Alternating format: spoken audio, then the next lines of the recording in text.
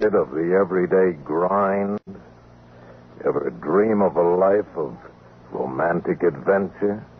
Want to get away from it all? We offer you Escape. Escape, designed to free you from the four walls of today for a half hour of high adventure.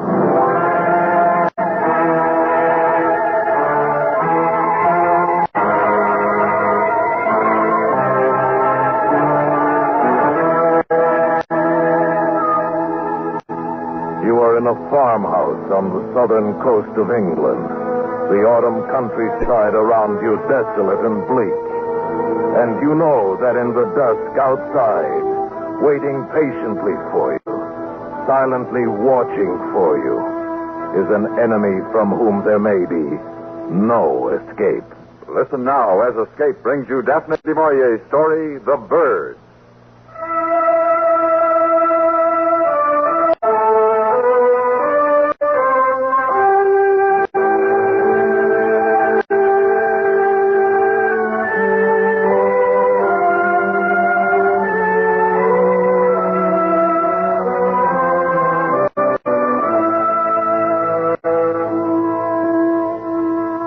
On December the 3rd, the wind changed overnight, and it was winter.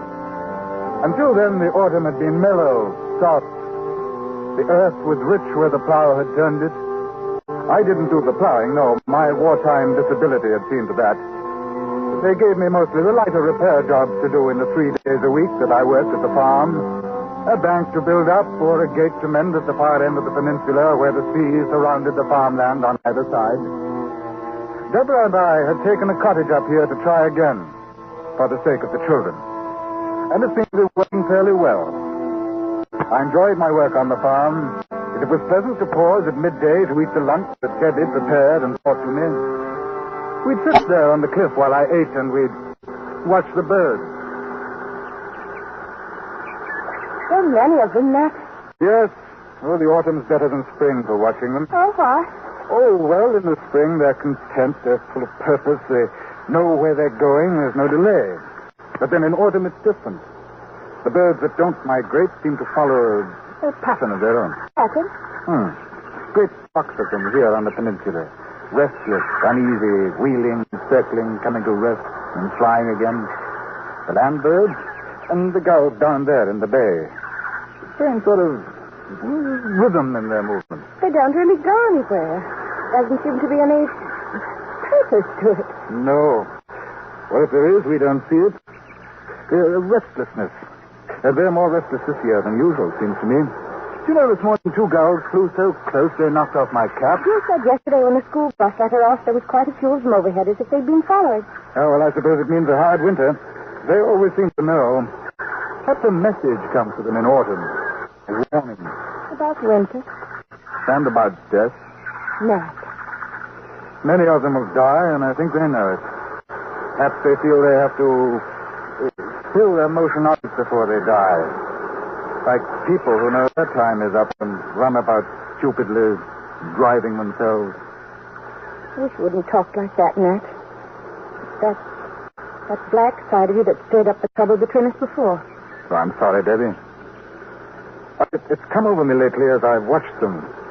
The land birds mingling with the sea birds in a sort of strange, unnatural partnership.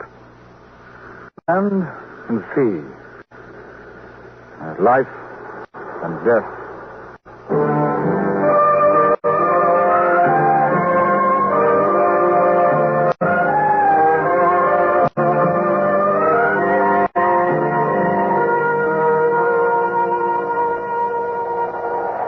At night, it turned colder, yet the wind strengthened.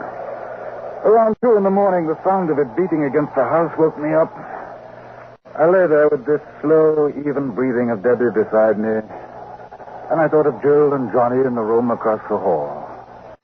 We seemed safe, secure. And then I heard it, a tapping on the window. At first, I thought it was a loose shutter, and then I realized it wasn't. I got out of bed, went to the window, opened it, Suddenly something brushed against my hand. It jabbed at my knuckles and then was gone over the roof and behind the cottage.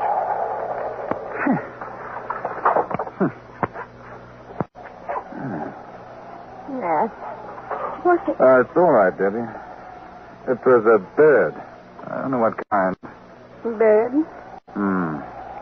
Wind must have driven it against the windowsill. My hand's wet. It's blood. It'll beg a drink blood. Just keep Nat. Must have been frightened and stabbed at me in the dark. Well, for the... Nat, the window seats were distracting. I've already seen to it. It's some bird trying to get in. Send them away. I can't sleep with that noise. All right.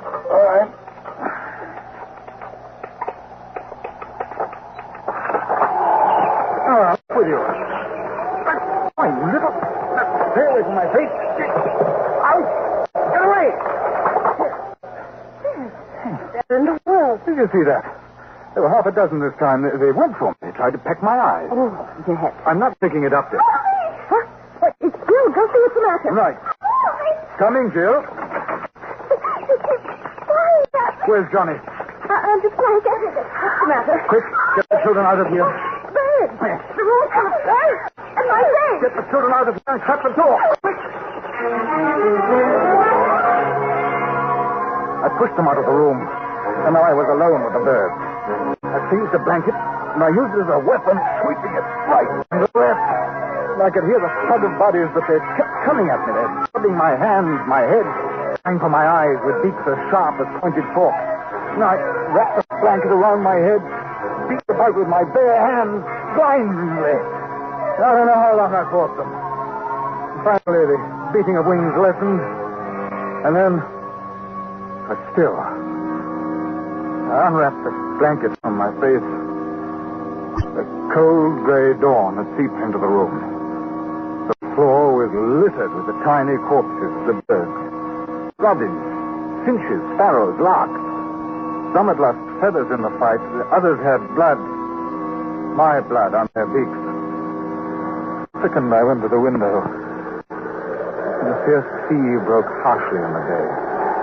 But there was not a bird in sight. Not a sparrow chattered in the hedge, no early thrush or blackbird pecked on the grass for worms. There was no sound at all but the east wind and the sea. Nat? I'm all right, Debbie. I didn't know what... You're covered with blood. Some of it's the birds. Look on the floor. Oh, so many of them. Yeah, 50. I counted them. It's horrible. Come on, Danny. I'll clean the room later when I have more stomach for it. It must have been ghastly for Are you. the children all right? Yes, I've put Jill to work making tea. Johnny's in our bed just now asleep. But why? The birds? Well, it must be the weather. The sudden change confused them. It has to be that. The tea's ready, Mummy. Oh, good. Did you drive away the birds? Yes, they're all gone now, Jill. I hope they won't come again. Perhaps if we put breadcrumbs for them outside the window, they'll eat that and fly away. Perhaps. I've already had breakfast. I better hurry or I'll be late for the school bus. But, I'll walk with you to the road, Jill. Yes, I think that'd be a good idea. I'll go get my coat and book. I didn't want her to walk alone. Nat, they wouldn't come back again. All right. I'll go over to the farm and find out if they heard anything during the night. You keep all the windows and doors closed, Debbie. Just be on the side,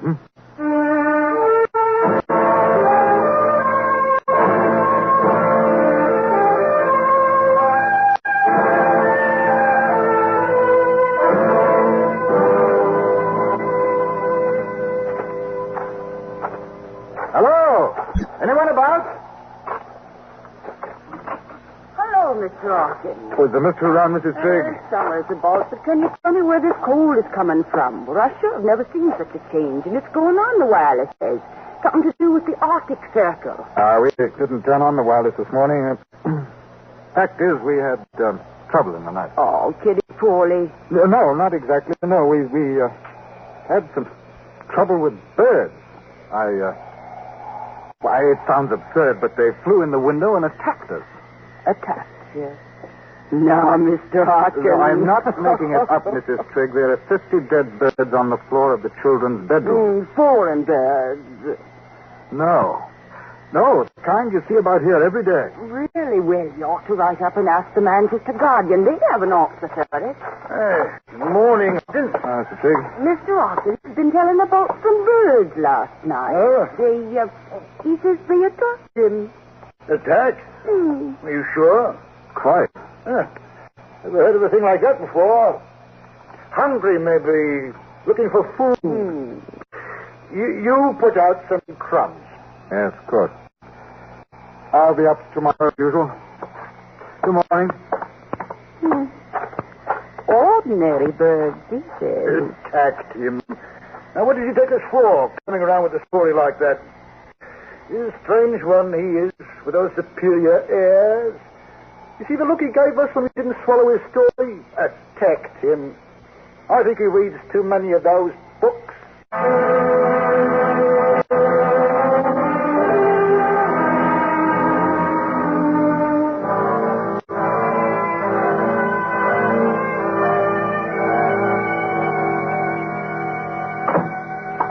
Nat, did you find out anything at the farm? No. The Triggs' brilliant advice was to put out some crumbs. Debbie, I looked all around this morning. There's not a single bird in sight outdoors. Where's they've gone? I don't know. And the Triggs had no trouble last night. Not only that, they clearly thought I was imagining it. Oh, I heard Trigg mutter something about my superior airs and reading too many books as I walked away. Nothing's real with those clubs until it hits them over the head. Well, they're nice enough people, Nat. Just that they're isolated up here. Well, that's certainly the polite word for it. I haven't been able to face going into the children's room. There's birds. Oh, yes, I'll go and clean it up. I suppose the least I can do is give the little beggars a decent burial.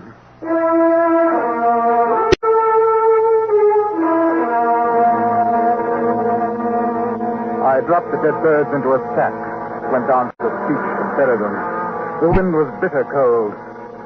I dug a pit in the sand with my heel and started to empty the sack into it, but the wind caught the birds and whirled them along the shore. There was something ugly in the sight, but the tide would take them when it turned. I looked out at the crested breakers. Then I saw them. The gulls. Out there, riding the seas. Thousands. Tens of thousands. They rose and fell in the trough of the sea like a mighty fleet at anchor, waiting for the turn of the tide. Waiting. They stretched as far as my eye could reach. They covered the sea. I started up the steep path home, almost running. Someone should know of it. Someone should be told. But who? And then as I opened the front door, I saw... damage and even attacking individuals. It is thought that the Arctic airstream is causing the birds to migrate south in immense numbers, and that intense hunger may drive them to attack human beings. Householders are warned to see to their windows, doors, and chimneys, and to take all precautions for the safety of their children. Further bulletins will be issued later. He's been repeating it every few minutes since you left. Well, perhaps now those empty-headed idiots at the farm will know that I was... You saw it almost dead. Oh, don't talk rot, Debbie. It's just that when people with half a brain try to tell me that Can't you forget that superior attitude of yours even now? Don't use that word superior to me. I'm sick of it. So am I, Nat. So am I. You... Oh, I'm sorry, dear. These things made me a little nervy, I guess. Yes, I'm sorry too much. Nat, one of the bulletins said the birds seem to be waiting. For what? I don't know. They said the birds are hungry. What are you doing? No, the hammer. I'm going to get some boards and see to the doors and windows as they tell you to. You think they could break in with the windows shut? There's sparrows and robins and such. How could they? I wasn't thinking about the smaller birds. I was thinking about the gulls. The gulls? Debbie, have you ever been close enough to get a good look at a gull's beak? There must be 100,000 of them out there, riding the sea, waiting.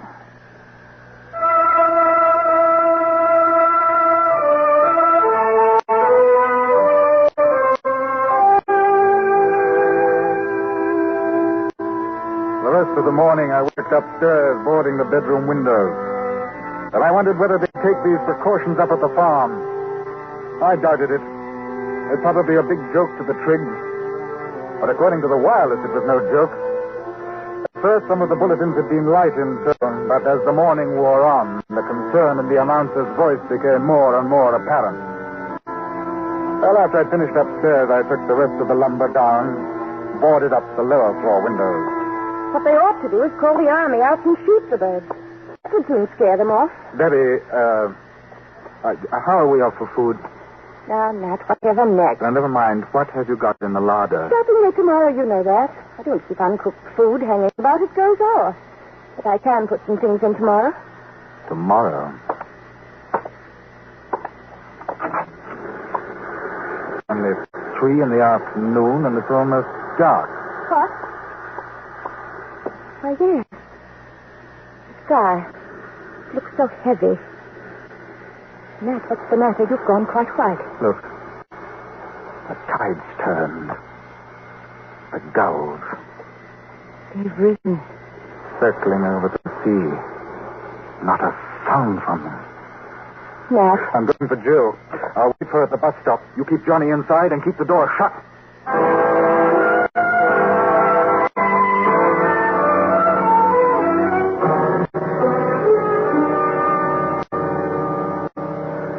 Inside, I looked for a weapon, but a hoe was all I could find.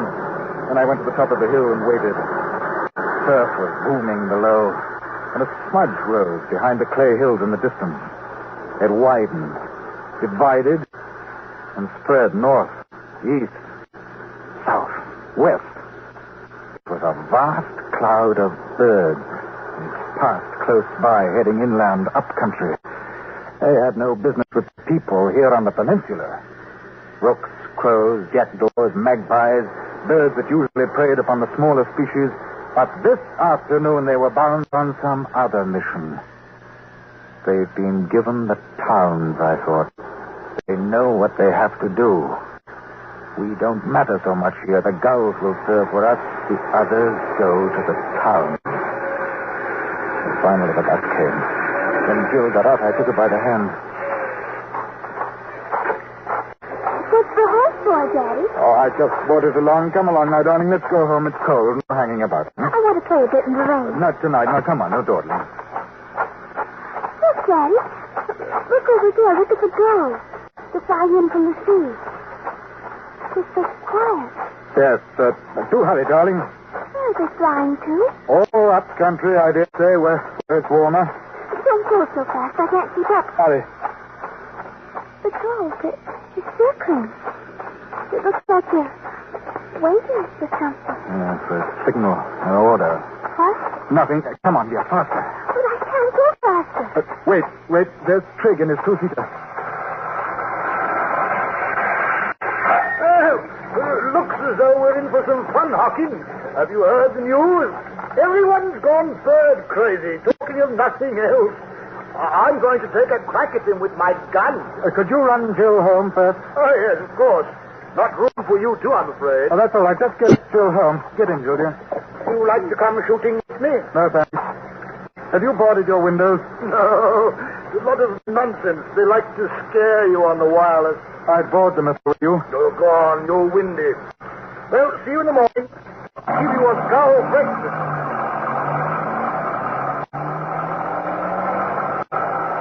I watched Trigg drive Jill toward the cottage, and then I followed on foot.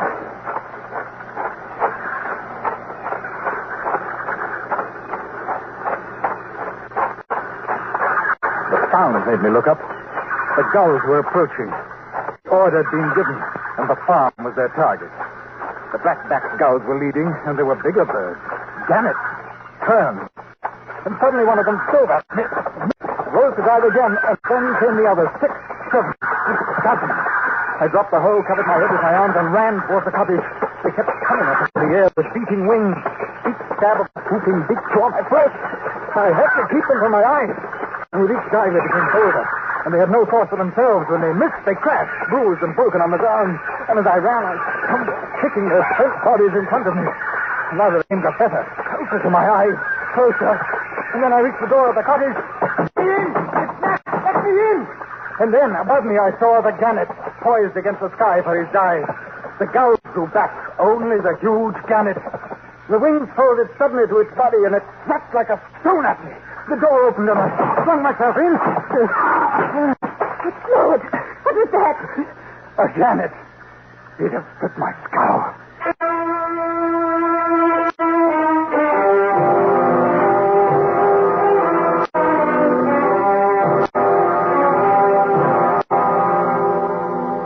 Better now? Yes, thanks. You're quite the wound dresser. Are the children? In the other room, I didn't want them to see you that way. No. Your hands are the worst. I'll be all right. We'd better all sleep here in the kitchen tonight. I'll bring down the mattresses. All right. I'll fix something tasty for supper and we can prepare. Wait. That sound.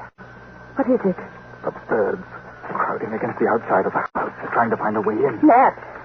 No, they can't get in. I tell you, they cannot get in. The boards will hold. For how long? How long? Got it. Here.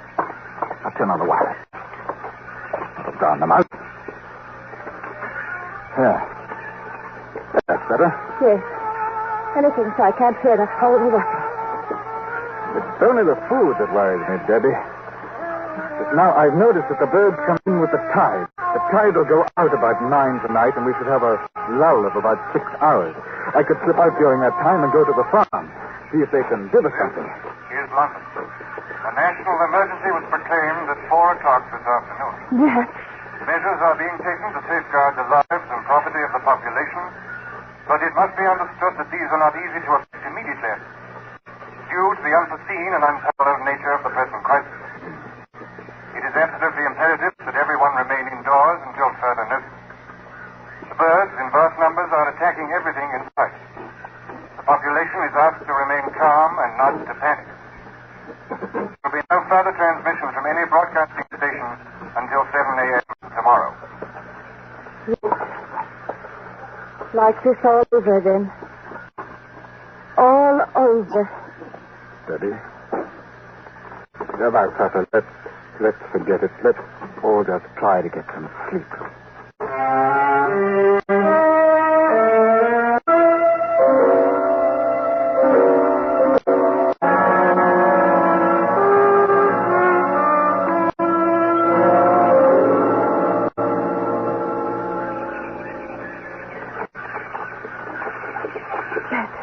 Wake up. Nat, they're back again. What time is it? There's lots of food. The tide's come in again. There's been a queer smell the last few minutes. Rather like burned feathers. What? Burned feathers? The chimney. I forgot to keep the fire up. It's coming down the chimney. No. Where's the oil? On the shelf. Debbie, I'll let it squeezing through the chimney. And then just throw the oil on the coal. That'll get them. Dad, I can't stand it. Get me paper, wood, anything it'll burn. Hurry. Their charred bodies kept dropping down the chimney. I raked them to one side, but more came. I threw on the rest of the oil. We piled papers on it, kindling, anything. The flames roared higher. More bodies. The stench was unbearable. I kept at it. Finally, they gave up. And I went over to the basement. I was sick.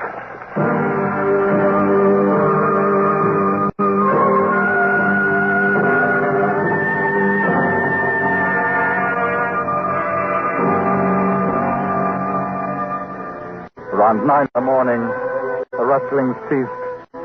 I opened the door a crack. Crushed birds were deep about the house, but there was not a living bird in sight. The tide had gone out. Now was my chance to get food and fuel. I ran all the way to the farm. There was no smoke from the chimney. I came round the corner of the house and stopped in the doorway. Almost covered with dead birds were Mr. and Mrs. Trigg. What was left of them Beside him was his gun. Beside her, a broken umbrella.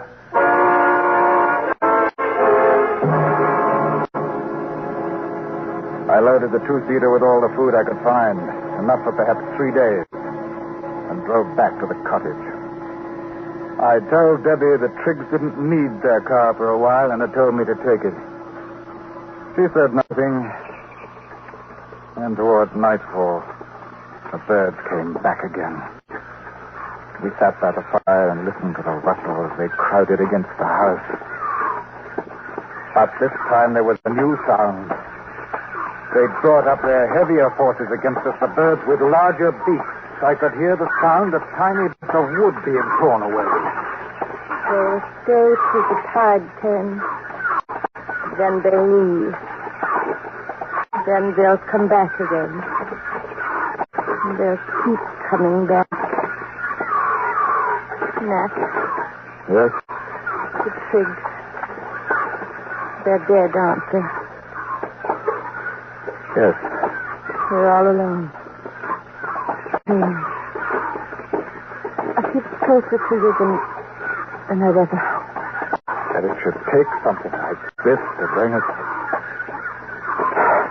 Debbie, you may be interested to know that right now, I do not feel very peaceful. Don't, Nat. Oh, Nat. That's what I do. I don't know, Debbie. I do not know.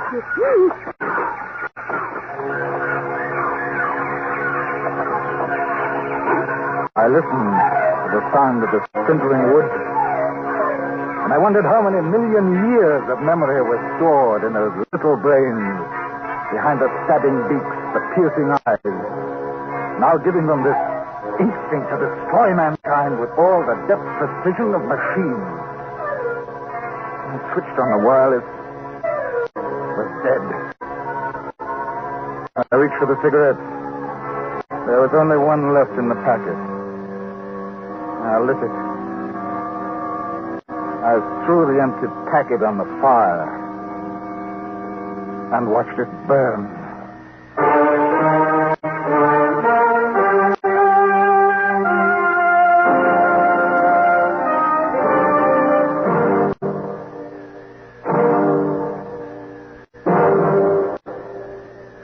Under the direction of Norman MacDonald, Escape has brought you The Bird by Daphne du Maurier, specially adapted for radio by Robert Wright, starring Ben Wright with Virginia Gregg.